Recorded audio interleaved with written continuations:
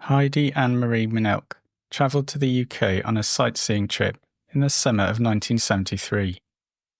Modern-day news articles say she was an au pair, but this is not mentioned in contemporary reports.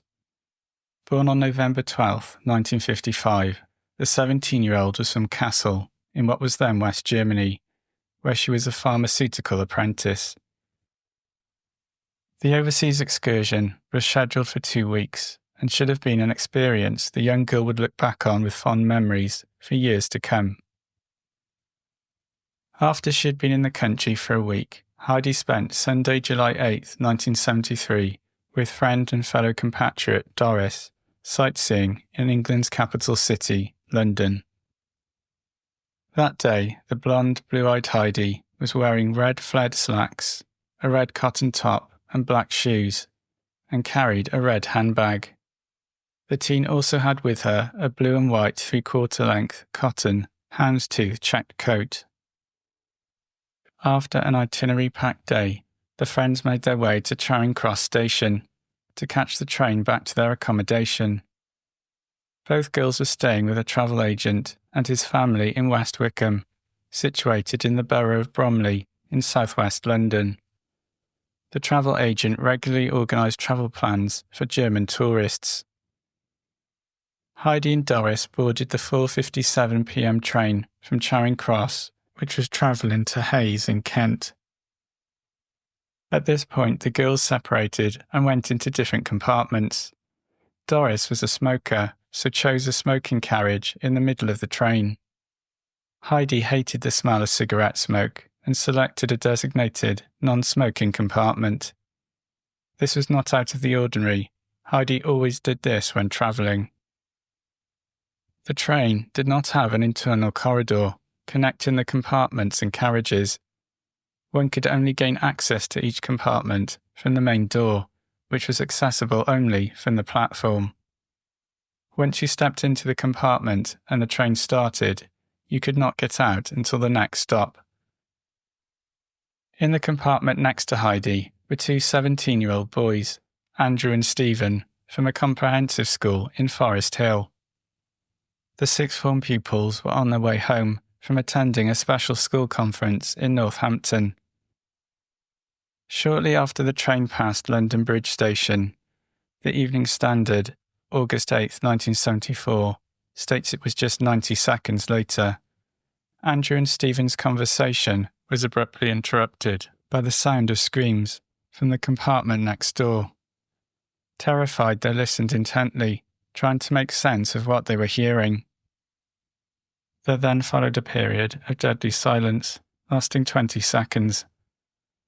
Through the compartment window, the boys then saw the door of the neighbouring compartment fling open and something fly out from the speeding train. It was just as the train went around a bend in the track.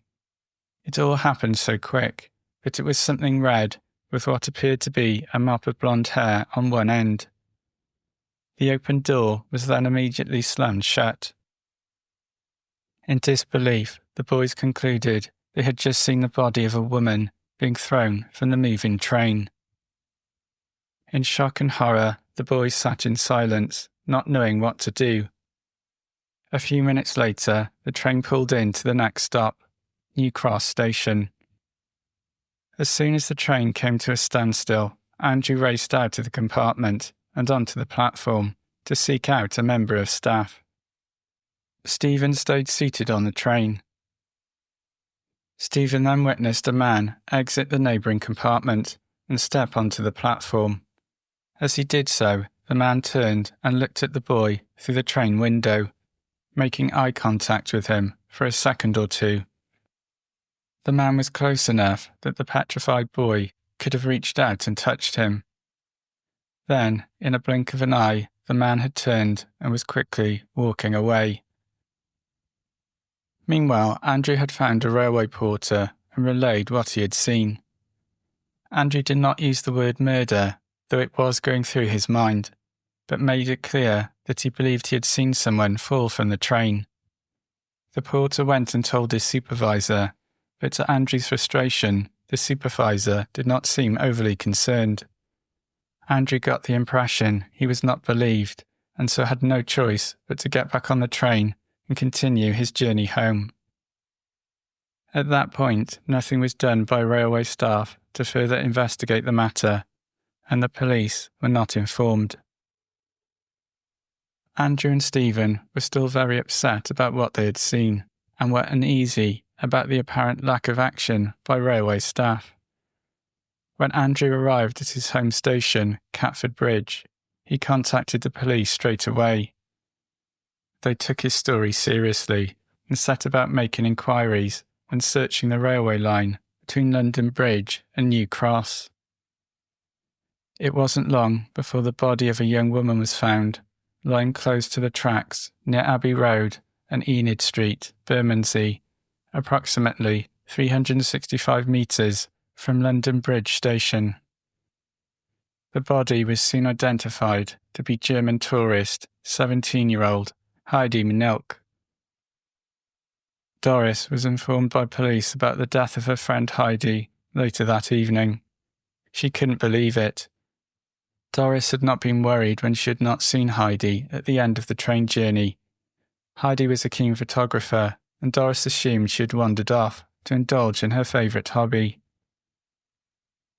Police tried to piece together what had happened, and at first said they were not looking for any weapons, as they believed Heidi had died falling from the train. This was soon proven not to be the case.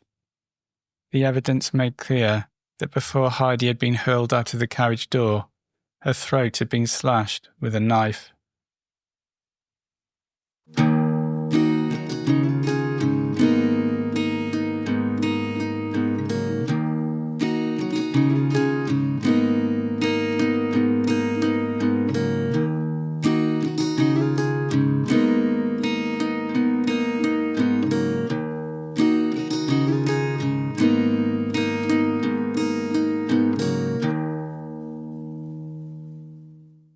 Persons Unknown is a true crime podcast dedicated to unsolved murders and missing persons cases from all over the world.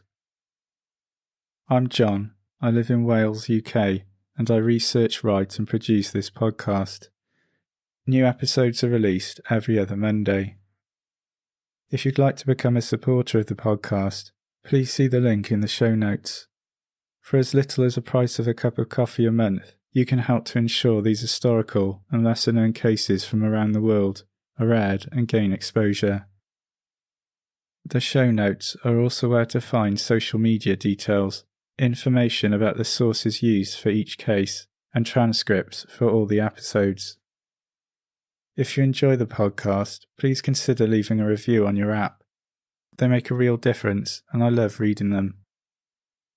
Finally, you can help others hear about Persons Unknown by sharing and recommending on social media. Thank you so much for listening. Now back to this week's episode. Heidi's body was taken to Guy's Hospital in central London. A post-mortem conducted by forensic pathologist Dr. Keith Mant showed the cause of death was a single stab wound which had pierced the neck and upper chest. The knife had pierced an artery, and Heidi would have been unconscious when she was thrown from the train, dying within seconds. The body displayed other injuries, including minor cuts of the hands, consistent with a fall from a moving train. There was no sign of sexual assault. From evidence found in the compartment, there were signs of a struggle, which indicated Heidi had fought back against her attacker. The murder weapon was thought to be a knife that had a 10 to 13 centimetre long blade and was a little over 2 centimetres wide. It was sharp along one edge and blunt on the other. One newspaper report suggested it could be a fixed blade weapon, like a Bowie knife. Railway police embarked on a metre-by-metre search of the railway track in a bid to find the weapon. 180 metres from the spot where Heidi's body had laid, a blood-stained kitchen knife with a wooden handle was found wedged between a railway sleeper. One of the rivets was missing from the wooden handle of the knife. It did not appear that the knife had been there very long. It was sent for forensic examination, and police concluded it was used to kill Heidi. The Sunday Mirror reported on July 29, 1973, that police believed clues from the knife should provide the killer's name. It's unclear what made them so confident of this, but regardless, it did not happen. All of Heidi's clothes and the possessions she was known to have on her person that day were recovered from the scene, apart from one item. The blue and white checked houndstooth coat was missing, and it was thought that this may have been left on the train, and someone had picked it up, not knowing its significance. Of course, another possibility was that the killer had taken it with him. An exact replica of the coat was flown in from West Germany, so it could be shown to the public. The label in it said Gilbrettel, designed by Barclay. As far as I'm aware, this coat has never been found. Attempts were made to inform Heidi's parents of the tragedy. The process took many days, as they were away from the family home and on holiday somewhere in Germany. The English travel agent and his family, with whom Heidi had been staying, were shaken by the awful news. They described Heidi as a pleasant and well-spoken girl.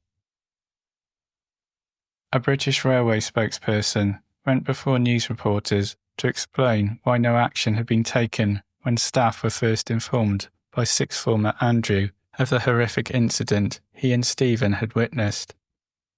Rail staff had taken no notice, as they had experienced a spate of, quote, "Yob's crying wolf" and hoax messages claiming damage had been done to carriages. Andrew was not believed because of his age, and his terrifying story was written off as a schoolboy prank.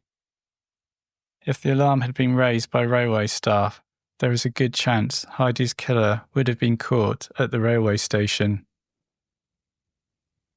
Sixth former Stephen had gotten a good look at the man who had stepped out of Heidi's compartment at New Cross Station. Police said Stephen was able to give one of the best descriptions they had ever had of a suspect. Stephen also believed he would be able to pick the man out if he saw him again. The man was said to be aged between 37 and 45, with an average build. He was around 5'7", 170 centimetres, with short brown, wavy hair, which was swept back. He had a tanned or reddish, spotty complexion and a thin, clean-shaven face. At inquest in October 1974, the man's complexion was said to look like he was from the Middle East, or that he had not shaved. His lips were thin and he had a pointed chin. One unusual detail was that it appeared the man was squinting, possibly due to poor eyesight. He was wearing a red and blue checked shirt, a black or dark grey suit jacket, and scruffy, baggy trousers. The police feared this man could strike again. He obviously had a strong hatred of women and an urge to kill. A photo fit was generated of the suspect, and within days, Scotland Yard received 120 calls from people claiming they recognised the face. Detectives had their work cut out, chasing down all the tips. As part of their inquiries, police attempted to trace all the other passengers on the train, particularly those who had alighted or boarded at New Cross Station, where the suspect was last seen. In particular, an appeal was made for a couple in their 20s who had got into the train compartment with Andrew and Stephen at New Cross Station. Perhaps they had seen the suspect too. Investigators even speculated that someone travelling on a passing train may have witnessed the murder in a scenario that would have mirrored the plot of the 1961 film Murder, She Said, which was based on a popular Agatha Christie novel. In order to jog memories and generate leads, the murder and the events surrounding it, Andrew and Stephen had to relive their traumatic experience on the train as they pointed out the exact location where they had witnessed Heidi being thrown onto the tracks.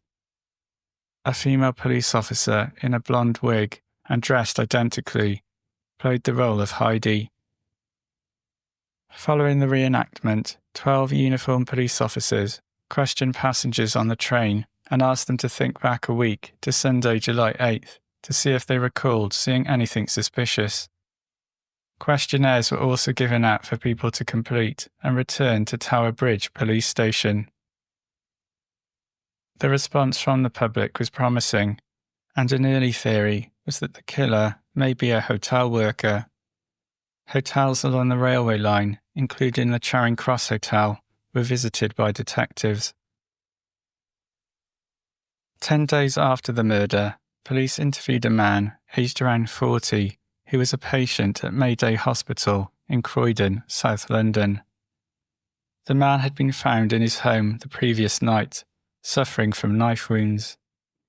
He was one of 6 men police said they wanted to talk with in order to eliminate them from their inquiries. The names of these individuals had been put forward by members of the public after the publicity surrounding the reenactment.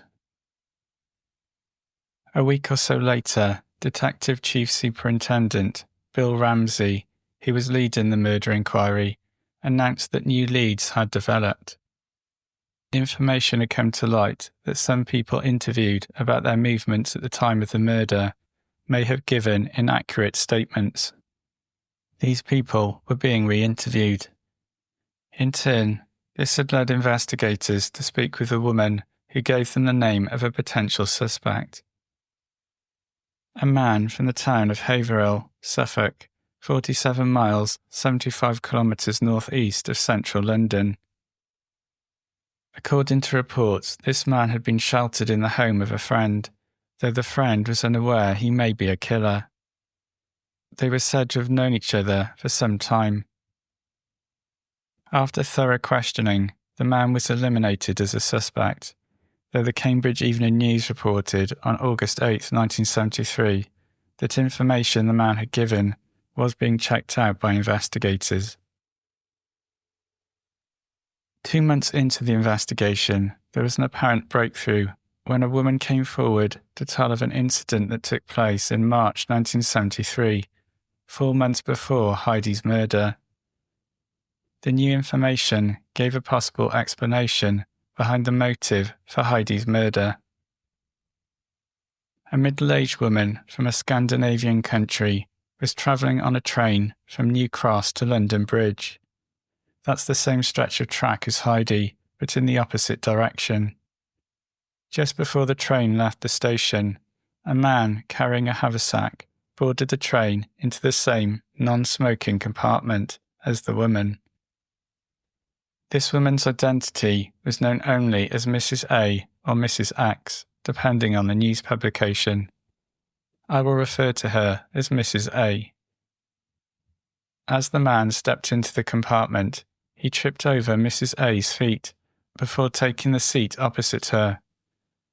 Mrs. A spoke to the man, saying, "You were lucky to make the train."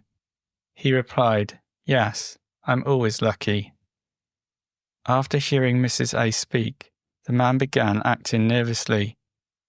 He then pulled out a knife and leaned forward, holding it close to her neck. He asked Mrs. A if she was German and said he hated Germans, especially German women.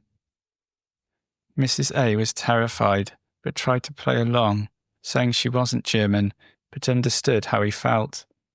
She said she didn't like Germans either. The man began trimming his fingernails with the knife, but eventually put it down, though he kept it close by.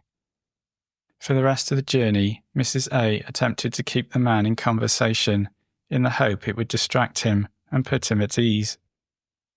During the conversation, the man mentioned he liked Spain and roses.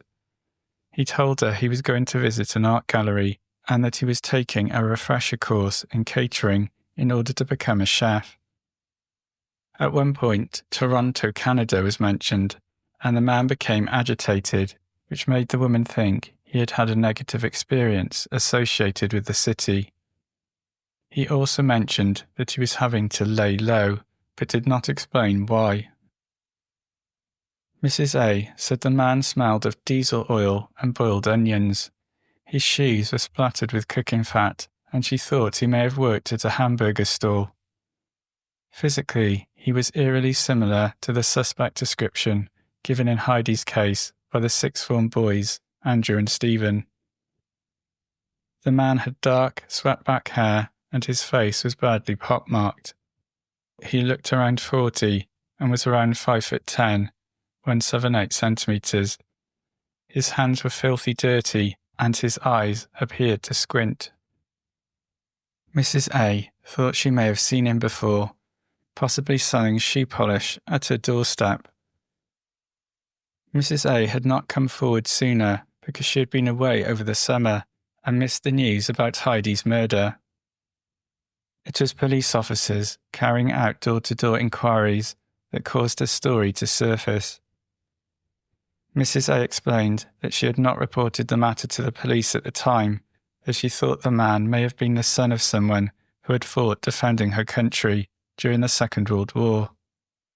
I'm guessing she thought this might explain his hatred for Germans. She felt she owed him a favour. The description of the knife the man had with him matched the one believed to have been used to kill Heidi. It was a cheap-looking kitchen knife with a 12.5 centimetre blade and wooden handle. To investigators, the evidence suggested this had been the same man who went on to murder Heidi 4 months later.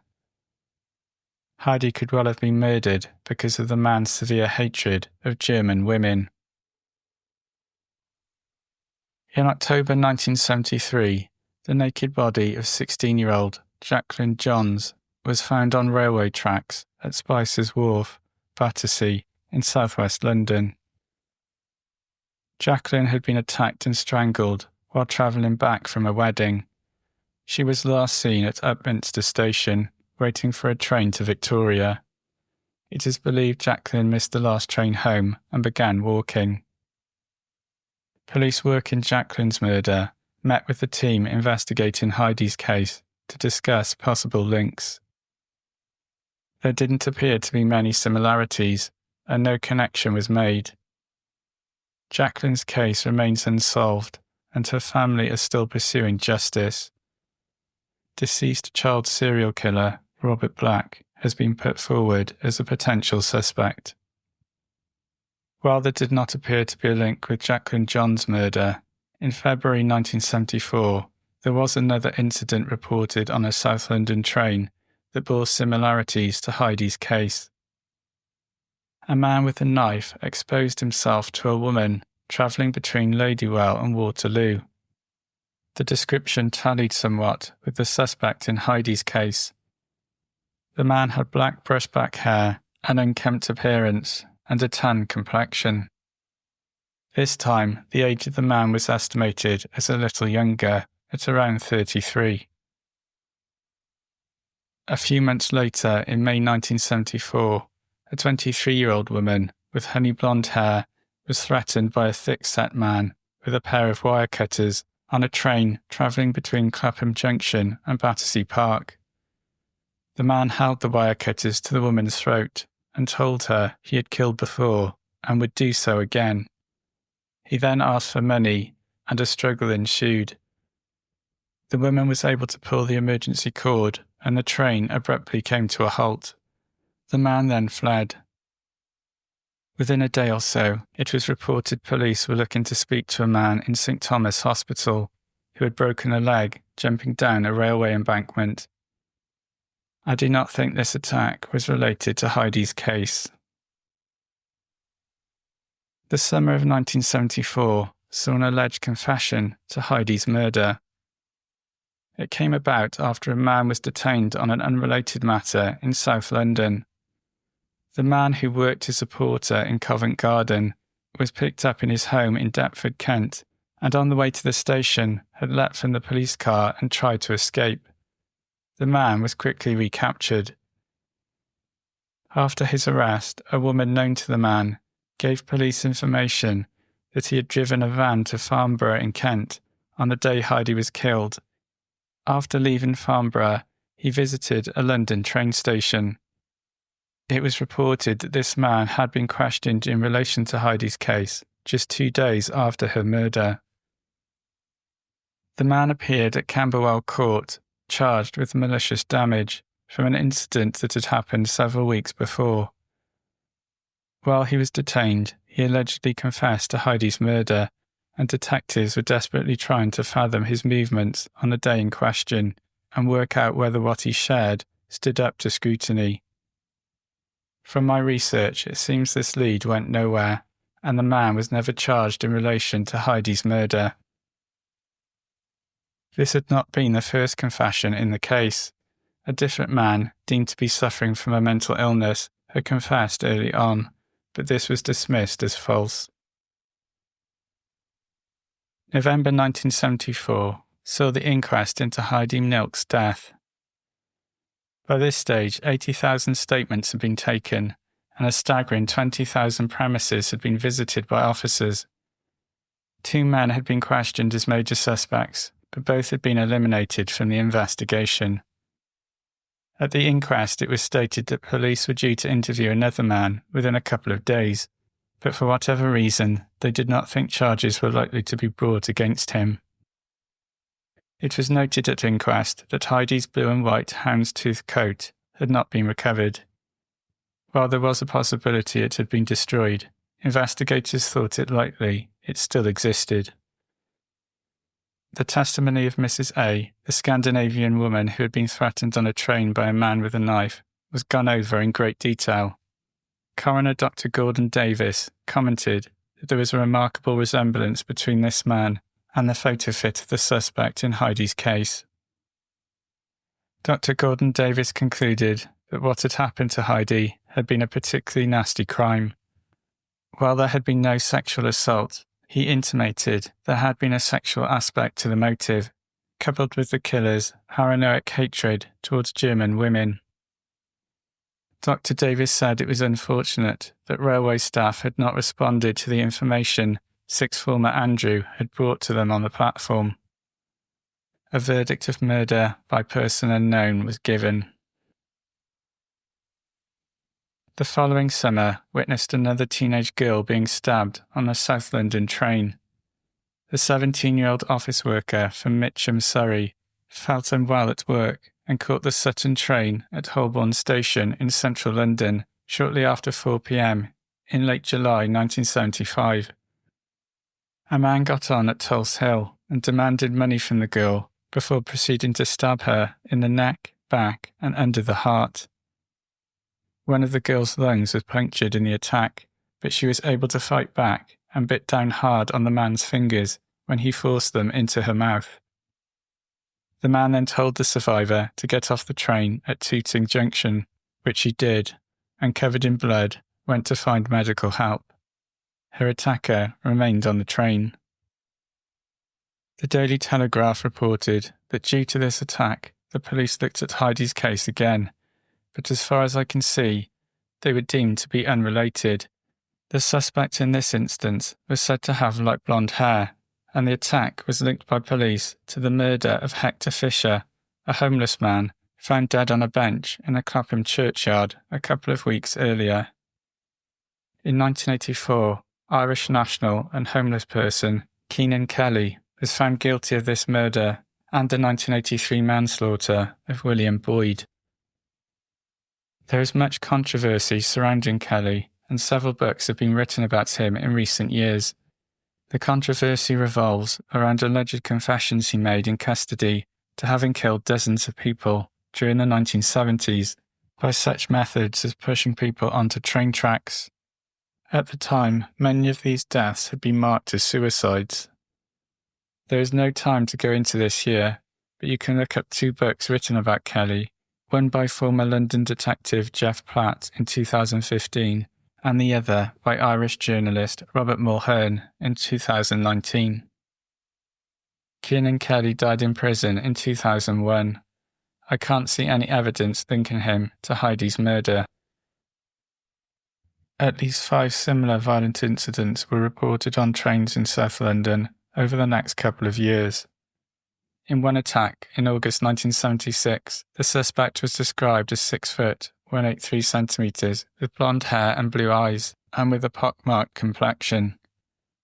Another occurrence was in May 1977, when a 24-year-old woman was knifed on a train near London Bridge. Ultimately, though, this spate of attacks were deemed to be unrelated to Heidi's murder.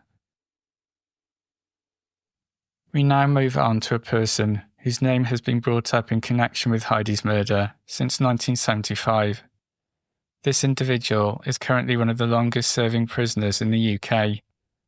Only the infamous Robert Maudsley and Charles Bronson have spent more time behind bars. In November 1975, then 23-year-old Patrick McKay pleaded guilty on the grounds of diminished responsibility to 3 counts of manslaughter. While in custody, he allegedly confessed to several other unsolved murders around the London area, including that of Heidi Mnilk. The confessions were withdrawn by McKay before he went to trial. He said he was mentally ill when they were made. Patrick McKay, who is 72 and now goes by the name David Groves, continues to deny involvement in any unsolved murders. Patrick McKay was born on September 25, 1952, in Middlesex, but grew up in Deptford and Gravesend in Kent. His mother Marion was from Guyana of Creole heritage, and his father Harold was from Scotland and worked as an accountant in London. Life was anything but peaceful in the McKay family home, and Patrick had a difficult childhood from the start. Harold was a violent alcoholic and kicked his wife in the stomach when she was pregnant with Patrick. The violence continued as McKay grew up, and he experienced physical abuse at the hands of his father, who was a controlling and threatening presence in the home. When Patrick was 10, his father died suddenly due to heart problems exacerbated by his alcoholism. Apparently, his last words to his son were, "Remember, be good." The young Patrick struggled to come to terms with the loss of his father and would often tell people that Harold was still alive. In the following years, McKay began displaying concerning and often violent behaviour. At 13 years old, he set fire to a Catholic church. Shortly after this, he was institutionalised for the first time, after smashing furniture in the family home and attacking his mother and sisters. During his teenage years, McKay was in and out of special schools and various psychiatric facilities. The troubled McKay displayed acts of animal cruelty, including pulling the wings from birds and setting fire to a pet tortoise. He also had angry outbursts that would turn violent. There are reports of him attacking and almost killing a neighbourhood boy. In 1967, he was diagnosed as a psychopath, and soon after he was committed to Moss Side Hospital, now Ashworth High Secure Hospital, in Liverpool.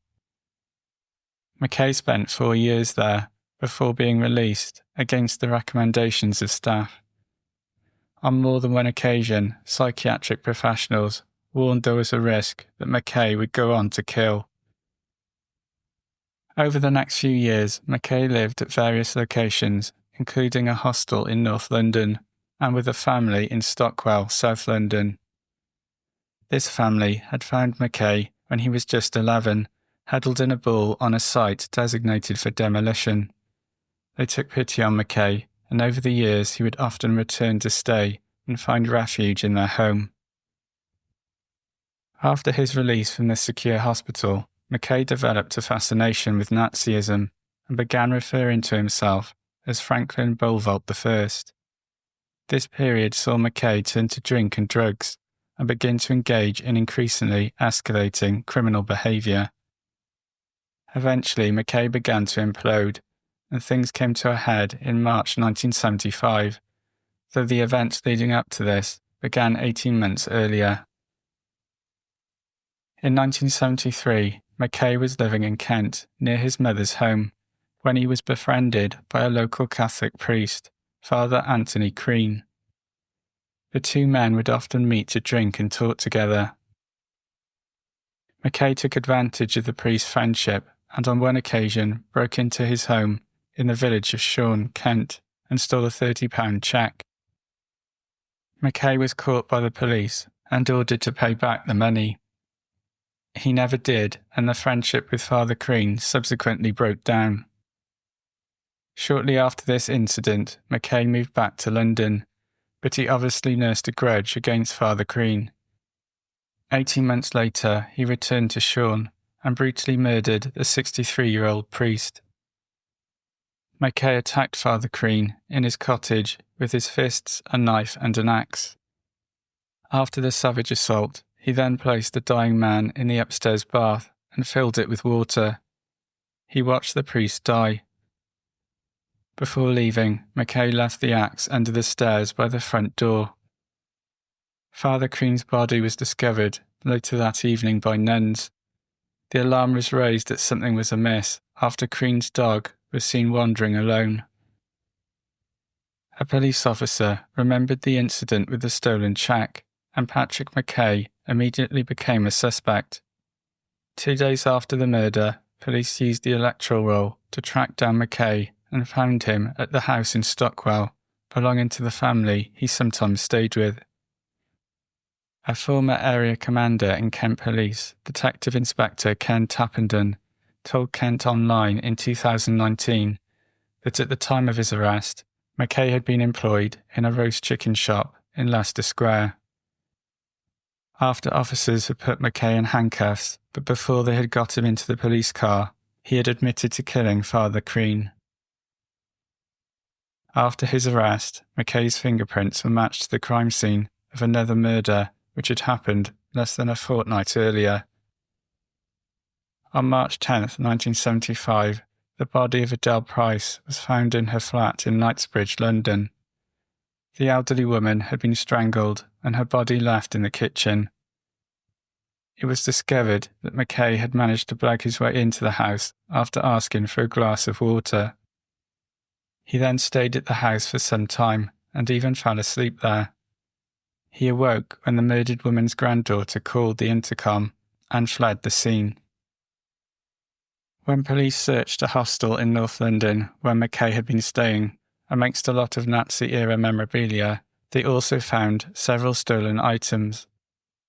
These included a spoon, which had belonged to 87-year-old Isabella Griffiths, who was found murdered in her Chelsea flat on February 26, 1974. The door to the flat had been forced and Isabella had been strangled and bludgeoned. The body was then moved and placed in the kitchen before being covered. As a final act of degradation, the body was knifed through the chest and pinned to the floor, where it lay undiscovered for 12 days. While under arrest for Father Crean's murder, Mackay confessed to the additional 2 killings. The family in Stockwell, who Mackay had stayed with off and on for years, spoke to the Sunday Mirror after his arrest. For the purpose of this section, I will refer to them as Mr. and Mrs. C. They both spoke of how they had become increasingly concerned about Mackay's behaviour over the previous months. He would bring jewellery back to the home, and his explanations about where it came from did not ring true. According to Mr. C, Mackay smoked cannabis and drank vodka daily. After Mrs. C heard about the murder of Adele Price, she came out and accused Mackay of the crime. She claims he flew into a rage and tried to strangle her. Her son heard the commotion, came downstairs and punched Mackay, knocking him out. Mrs. C said she had gone to the police in the past about Mackay's behaviour, but they told her they couldn't do anything unless he actually hurt someone. Mrs. C said she believed that if Mackay had not been caught, her and Mr. C would have been the next victims. Police also suspected Mackay was responsible for a spate of robberies that took place in 1974, which targeted older people in southwest London. Scotland Yard also wondered if Mackay may be connected to several unsolved murders from around the London area. After his arrest, Mackay was sent on remand to Brixton Jail. In the hospital wing, he is alleged to have confessed to a fellow prisoner to killing 11 people in total. The Sunday Mirror reported on November 23, 1975, that he later repeated these alleged confessions to Detective Superintendent John Bland.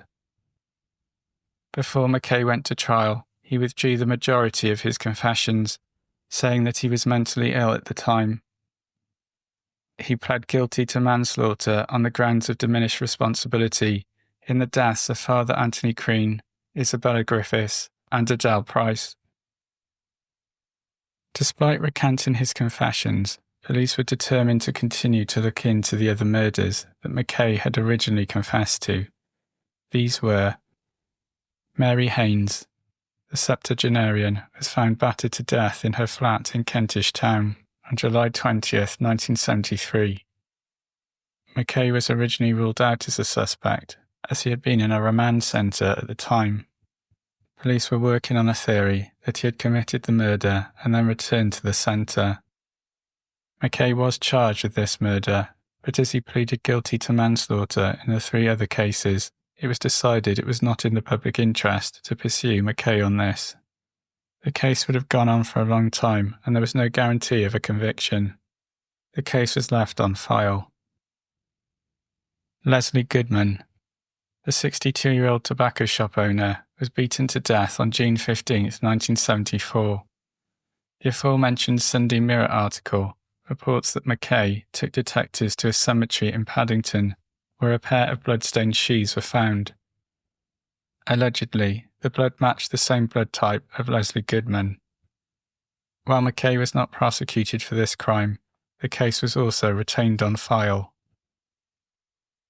Other murders that Mackay allegedly confessed to were an unknown homeless man who Mackay said he threw off Hungerford Bridge into the Thames in January 1974.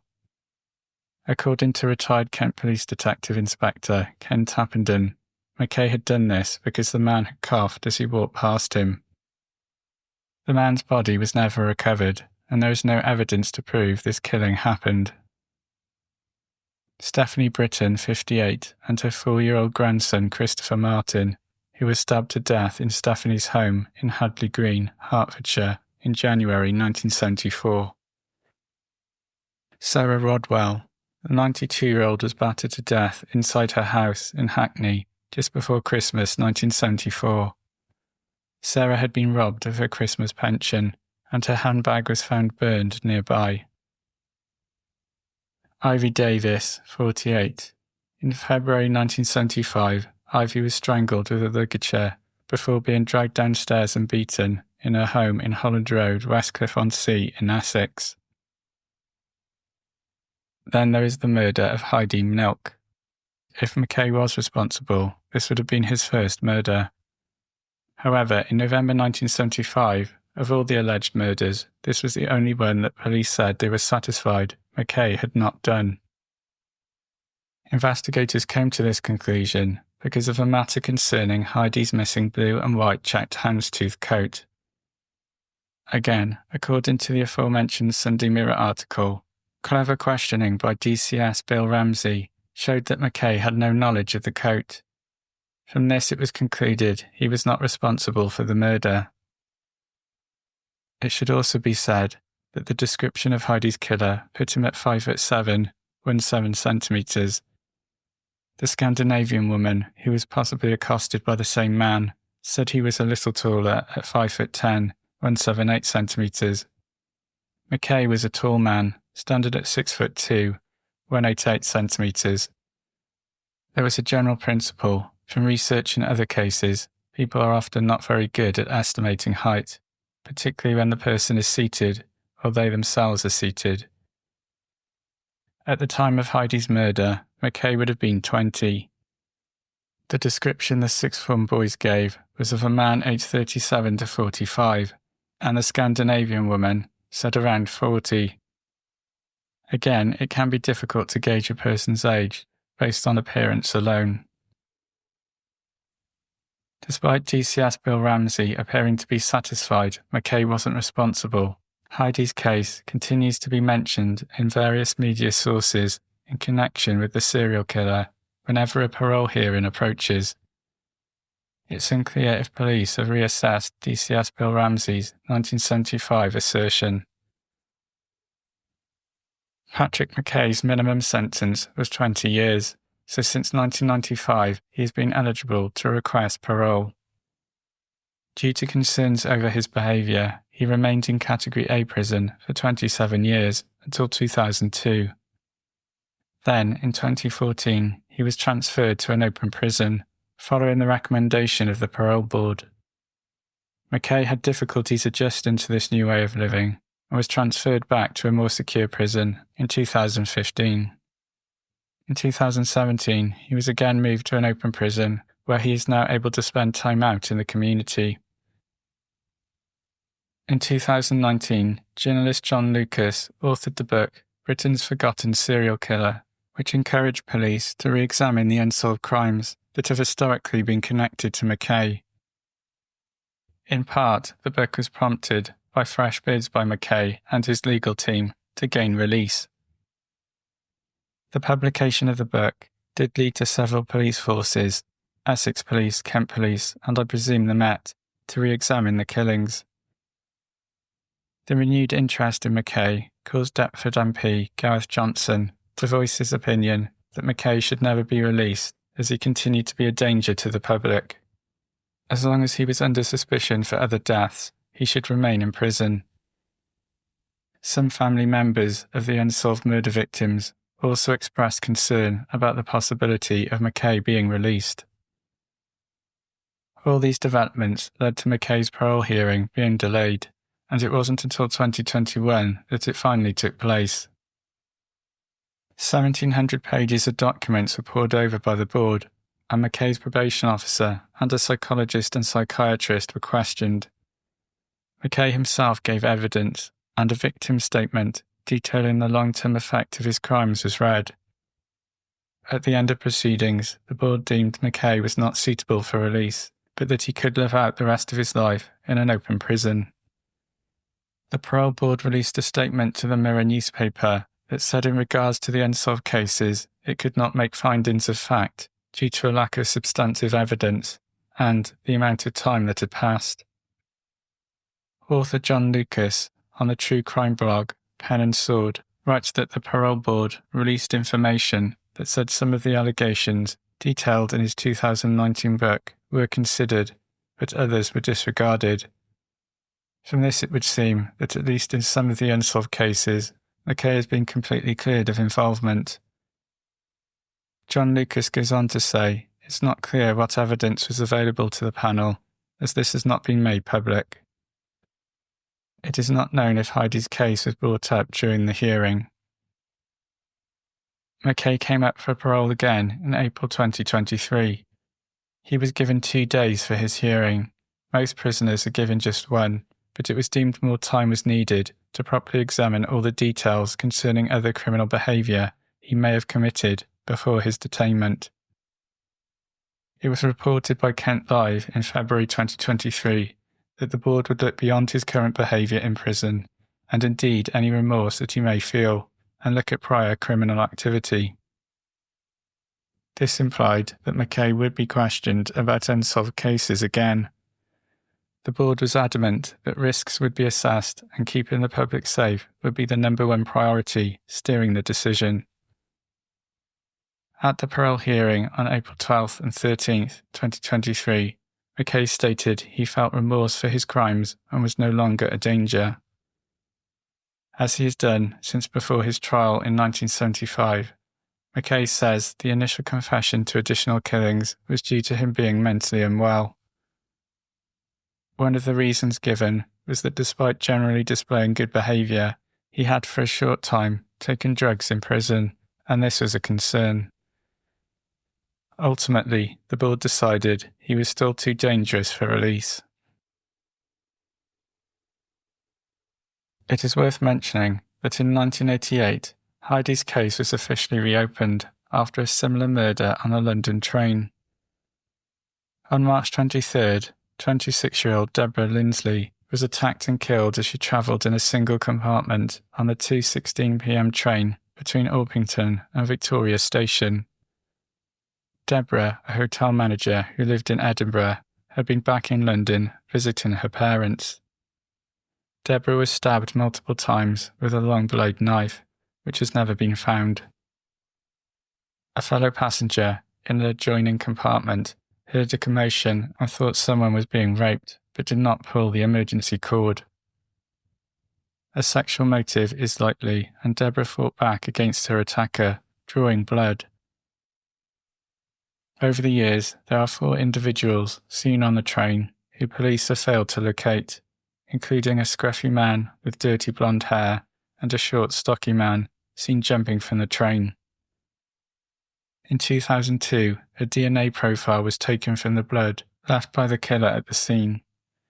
This has never been matched to anyone in the DNA database. I have not read much to link this murder with that of Heidi Mnilk, but I thought it remiss of me not to mention it. Heidi Mnilk was laid to rest in Friedhof Kassebattenhausen in Kassel, Hessen, Germany. Her killer has not yet been brought to justice for the crime. If you have any information about the unsolved murder of Heidi Mnilk, you can call Crime Stoppers anonymously on 0800 555 111.